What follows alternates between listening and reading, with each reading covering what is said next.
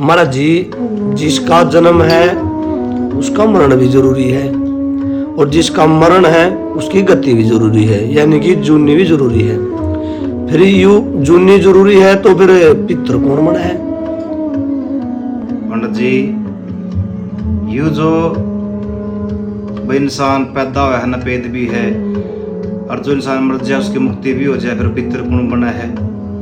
You new बना है गरुड़ पुराण के अनुसार मुख अग्नि देने के लिए, जिसका वंश में लड़का ना होता, लड़कियां चाहे 20 बताई हो, चाहे उसकी कितनी शादी हो रही हो, लड़का जब तक उसके कुल में उसके वंश में पैदा नहीं है, उसका खुद का अपना पुत्र पैदा नहीं होता, जब तक उस आत्मा की अधोगति मुक्ति नहीं होती, वो इस पृथ्वी पर ही भ्रमण करता रहता है।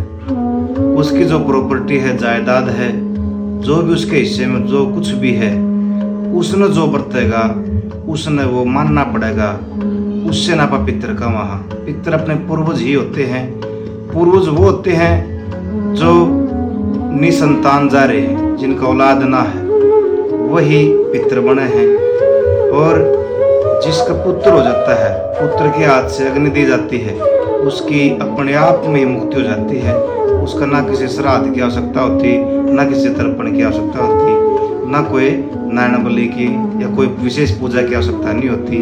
मृत्यु के उपरांत 13 से पहले 10 आई 11 कर्म और उसकी नारायण बलि साथ में करके और गायत्री अनुष्ठान करके उसकी आप साथ के साथ मुक्ति कर सका है। पर जिसका संतान नहीं होती, वो तो उस इंसान को धोखना पड़ेगा जो उसकी प्रॉपर्टी जायदाद ने यूज करे।